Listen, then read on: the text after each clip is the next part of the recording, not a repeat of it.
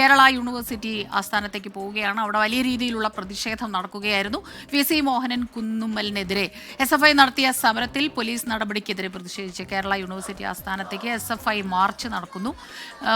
സലിം മാലിക് ചേരുന്നുണ്ട്, ഷഫീദ് റാവുത്തറും. ഒപ്പം ആദ്യം ഷഫീദ് റാവുത്തറിലേക്കാണ്.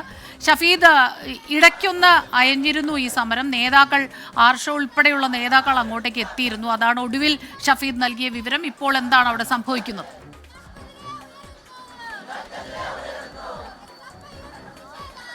ഏതെങ്കിലും തരത്തിൽ സമരത്തിന്റെ കാര്യത്തിൽ ഒരു തരത്തിലുള്ള വിട്ടുവീഴ്ചയ്ക്കും SFI തയ്യാറല്ല എന്നുള്ളതാണ് സർവകലാശാലയ്ക്ക് മുൻപിൽ നിന്ന് നമുക്ക് പറയാൻ കഴിയുന്ന കാര്യം. സർവകലാശാലയ്ക്ക് പ്രധാന കവാടത്തിന് മുൻപിൽ ബാരിക്കേഡ് വെച്ച് തടഞ്ഞെങ്കിലും ഇതിന്റെ കോമ്പൗണ്ട് അടക്കമുള്ള കാര്യങ്ങൾ അതിനകത്തേക്ക് ഈ ബാരിക്കേഡൊക്കെ മറികടന്ന് പ്രവർത്തകർ അകത്തേക്ക് കയറി സർവകലാശാലയ്ക്കകത്തെ പ്രധാനപ്പെട്ട കവാടം, 2 കവാടങ്ങളുണ്ട്.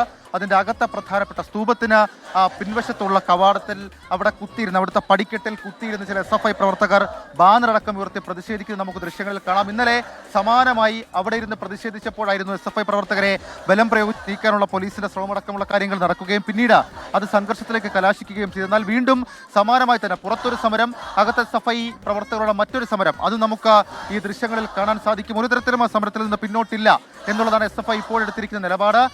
സർവകലാശാലയ്ക്കകത്തെ പടിക്കെട്ടിൽ സർവകലാശാല VCക്കെതിരെ, കേരള VCക്കെതിരെ മുദ്രാവാക്യങ്ങൾ ഉയർത്തിക്കൊണ്ടുള്ള ബാനർ അടക്കം നിരത്തിയിട്ടാണ് ഇപ്പോൾ SFIയുടെ സമരം, അവരുടെ പ്രത്യക്ഷ സമരം അക്കാര്യത്തിൽ നടക്കുന്നത്.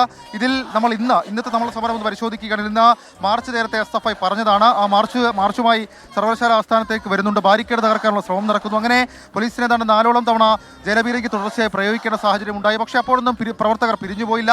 ഈ ജലപീരങ്കിയുടെ എണ്ണം കൂടിയതോടുകൂടി SFI പ്രവർത്തകർ ഈ വരുണിന്റെ, അതായത് ജലപീരങ്കി പ്രയോഗിക്കുന്ന വരുണിന്റെ നേർക്ക് പാഞ്ഞെടുക്കുന്നതടക്കം നമ്മൾ ദൃശ്യങ്ങളിൽ കണ്ടതാണ്. അതിനുശേഷമാണ് ചില SFI പ്രവർത്തകർ ഈ ബാരിക്കേഡിന് മുൻപിൽ കുത്തിയിരുന്ന് പ്രതിഷേധിക്കുകയും സംസ്ഥാന നേതാക്കളടക്കം ഈ സംഭവ സ്ഥലത്തേക്ക് എത്തുകയും ചെയ്തു. വളരെ പ്രധാനപ്പെട്ട മറ്റൊരു വാർത്ത കൂടി നമുക്ക് നൽകേണ്ടതുണ്ട്.